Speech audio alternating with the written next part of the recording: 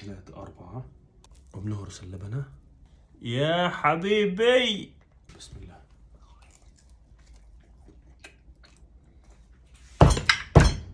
الآن الفرق بين الخبز المنيح واللي مش منيح هائل جدا جدا. الفرق هو المشاكل اللي أغلبنا بحس فيها لما ناكل خبز: عسر الهضم ومشاكل المعدة ومشاكل الأمعاء وصعوبة في النوم وصداع وبنطول في الحمام تاني يوم. وهذا كله بيرجع لسببين أساسيين، واحد فيهم بلش من 1900 وحتى قبل، واللي هو تعديل الجينات. كان الهدف إنه القمح يحمل كمية أكبر وبنفس الوقت ما يخرب بسرعة، فصار عندنا قمح كتير ولكن صار في مشاكل كتير، يعني كأنه بناكل بلاستيك هالقد. غير موضوع الجلوتين اللي زمان كان المفروض القمح فيه نسبة بسيطة من الجلوتين اللي هو اللي بلبط في المعدة وبيعمل لبعض الناس مرض السيلياك. فإحنا اليوم في أشد الحاجة إنه لما نعمل الخبز نعمله بالطريقة الصح مش بالطريقة السريعة. بكل بساطة الفرق بين الطريقة اللي بدي احكي لكم عنها هالجيت والطريقة اللي احنا بنعملها في بيوتنا لأي نوع من أنواع الخبز إنه بدنا نستفيد من الخميرة ولكن بدنا نفككها بعدين. بدناش نحط الخميرة ساعة وساعتين بالعجين وفي الآخر تقعد بالمعدة عنا وتخرب لنا كل الوضع، وبنفس الوقت تصيب الجلوتين هيك سرحان يعمل اللي بده إياه ويخربط لنا المعدة.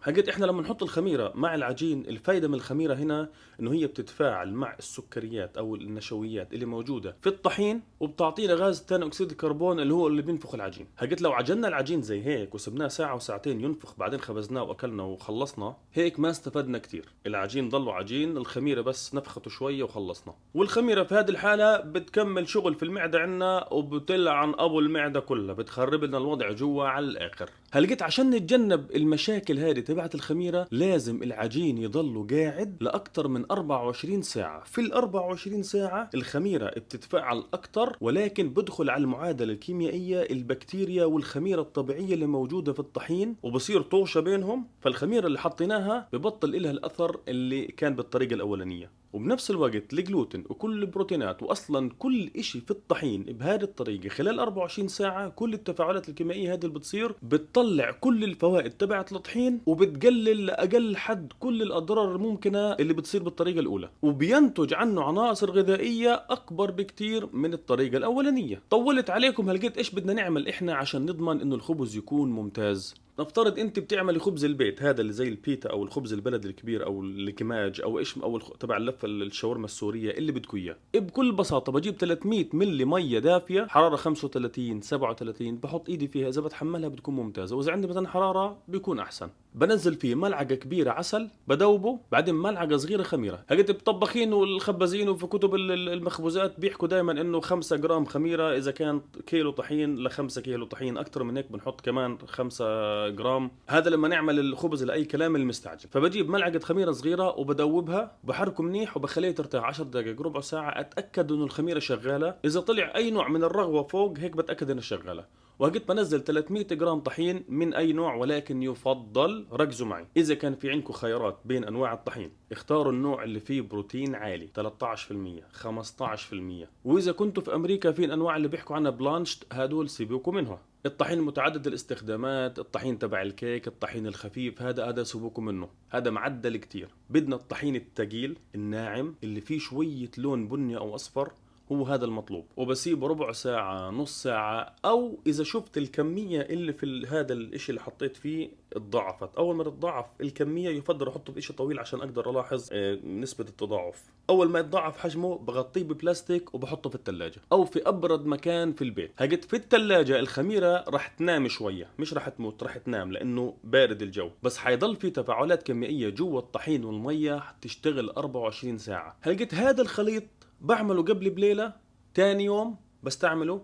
لو ضل في الثلاجة زي ما هو هيك لغاية 48 ساعة مش مشكلة، لكن بعد أول 48 ساعة إذا ما استعملته بدل ما أكبه بنجيب ملعقة طحين كبيرة وشوية مية ونفس الاشي وبرجعه على الثلاجة. وهلقيت وقت ما بدي اعجن انا هيك ضامن ايش ما اعجن بيطلع اطيب وصحي ب100 مرة. بجيب الطحين اللي بدي اياه بالطريقة اللي بدي اياها، بدي اعمل خبز اللي بدي اياه مش مشكلة. يعني انا مثلا بدي اعمل هذا النوع اللي بحبه وعملته كتير في فيديوهات، وهذا يعني صحي بشكل يعني يوم ما اكل هذا الخبز بحس حالي خفيف والمعده تمام والامعاء تمام، بصيرش معي اي مشاكل. بس يوم ما اكل لفه شاورما واحده ثاني يوم بعرفش اقعد في البيت من كتر وجع البطن. بدي اخبز اليوم، بطلع الخليط هذا من الثلاجه بحطه على جنب ياخذ حراره الغرفه، وبجيب فنجان ميه دافيه حسب الكميه اللي بدي اياها، بحسب قديش في ميه في الخليط وقديش في طحين وبكمل. دائما دائما دائما الطحين بيكون تقريبا بالوزن ضعف كمية المية، او يفضل اذا كان الطحين كيلو المية تكون 550 ل 600 جرام. قلت لهذا الخبز اللي بنعمله توست، يا سلام على التوست مع التوم اللي فرجتكم اياها قبل يومين،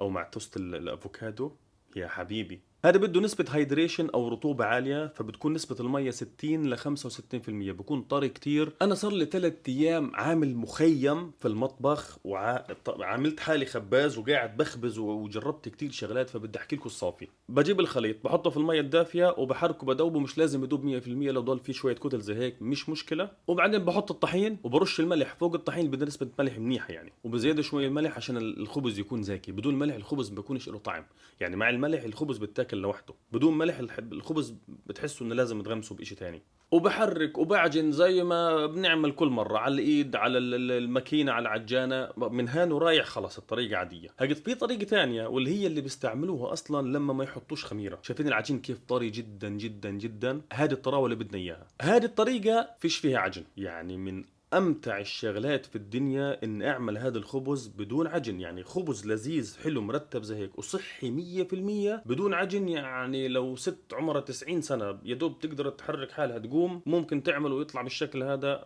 من كتر ما هو يعني فيش فيه تعب. بعجنه بايدي شوية بس على السريع، بخبص فيه زي هيك بس عشان المية والطحين يتجانسوا مع بعض، وبغطيه وبسيبه ربع ساعة وبرجع له كمان مرة، بغطيه ربع ساعة وبرجع له. وبعدين هنا طريقة التشكيل ولا في أسهل منها. ببلل إيدي بالمية منيح، وبعدين باجي للجاط وبمسك العجينة من الجنب بسحبها لفوق لغاية ما أحس بشوية مقاومة أو يبلش يتشقق، وبقلبها على الناحية الثانية، وباخذ الناحية الثانية زي هيك على أختها، والثالثة والرابعة زي هيك، وبعدين بقلبه إذا بدي وبخليه يرتاح كمان ربع ساعة. بعدين برجع بعمل كمان الحركة هذه كمان مرة. لو عملنا الحركة هذه مرتين كل ربع ساعة بيكون ممتاز، هيك كافي. ولكن إذا بدكم اعمل مرة الثالثة والرابعة. هقيت بظبط الفرن نفس الطريقة زي ما حكينا، وبرجع للخبز بدي أعمل التشكيلة النهائية. شوفوا ما أطراه وما أحلاه. بفرده شوية زي هيك، بعمل فيه شكل مربع، وبعدين باخذ الناحية الشمال على اليمين واليمين على الشمال، هادي وهادي بقلبهم فوق بعض. بعدين بجيب هادي هيك وهاي هيك وهاي هيك، وبعدين بحطه في السلة هاي او في صحن او في اي اشي. وبعدين اذا بدي كمان اضل اقلب، كل ما قلبته كل ما طلع شكله احلى ومرتب وبيفتح النفس. الاكل لازم يكون بيفتح النفس بالمنظر لانه العين بتاكل. بضل اقلب فيه يمين في شمال يمين في شمال قد ما بقدر. الحركة هذه اعملها بعملها تمام. انا قعدت اتسلى وانبسطت كتير وانا بعمل فيه. طريقة الخبز بالفرن بدها شوية دقة وبتختلف عن الخبز العادي. بدي احط الخبز في طنجرة من النوع اللي بتفوت الفرن واللي بتسحب حرارة زي الكاست ايرون، هاي حديد الزهر. اذا مش موجودة بحط الخبز على البلاطة، وبجيب اي اشي زي صينية صغيرة بحط فيه مية بتغلي عشان يطلع بخار، عشان البخار هذا بيساعد في خبز الخبز وبيساعد انه ما ينشف كتير، لانه الخبز هذا بينفخ وبيعطيني الشكل الحلو هذا واللون البني المقرمش بسبب البخار. ربع ساعة 18 دقيقة، بعدين بشيل البخار اللي حطيته وبفتح الطنجرة، او اذا بدون طنجرة خلص بشيل البخار وخلص. بعطي له كمان ربع ساعة لغاية ما اوصل للون هذا اللذيذ الحلو. ولو انحرق انا مرات بحبه محروق، يعني بكون لذيذ جدا. وبنفس الطريقة بحطه في الفرن وبحط معاه البخار 100%، بشيل البخار وبس. هيك يا حبايب، انا بدي مصلحتكم، بدي صحتكم تكون منيحة وتاكلوا اشي لذيذ. صدقوني اذا عملتوا الخبز بالطريقة هذه حتكون صحتكم احسن بكتير ومش راح تتعبوا من الخبز. حبايبنا اللزم زي اللي بشتريه من المحلات بالضبط. بايه، ايش هالجمال هذا.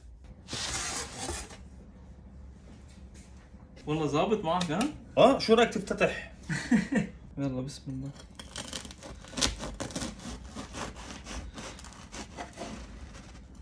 شو طمني. اوه الله الله الله. كيف كيف رهيب. شغل نظيف. شركة لا أصلية. شوف الشغل كيف طلع جدا.